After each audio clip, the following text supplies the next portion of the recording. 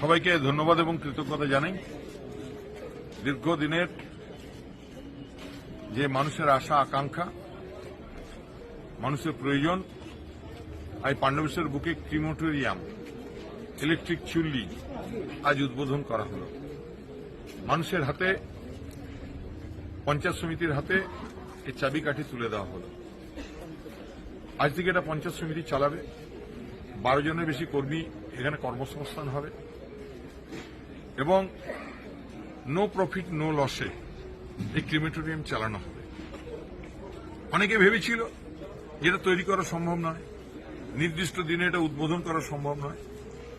তো সেই শত্রুর মুখে ঝামা ঘষে দিয়ে আজকে আমরা কিন্তু 21শে জানুয়ারি এর ভিত্তিপ্রস্তর স্থাপন হয়েছিল। 1 বছরের মধ্যে 21শে জানুয়ারি এটা উদ্বোধন করা হলো, মানুষের হাতে তুলে দেওয়া হলো। তাই যার কুৎসা করার প্রয়োজন তাদেরকে অনুরোধ করব, আসুন না একবার দেখে যান কি কি এখানে কমতি আছে, কি কি কম আছে, সেগুলো আমরা আবার ঠিক করে দেবো। আসুন, তারা তো ব্লক করছে রাস্তা, তারা ব্লক করছে, কোথাও ছাই পড়ে আছে। তো সুতরাং আপনাদের তো সাবজেক্ট চাই, তো আপনারা আসুন এখানে দেখে যান যে আরো কি কি উন্নয়ন বাকি আছে, আমরা সেগুলো করে দেবো। কারণ আমরা কুৎসা করি না, আমরা উন্নয়ন করি, মানুষের পাশে আছি।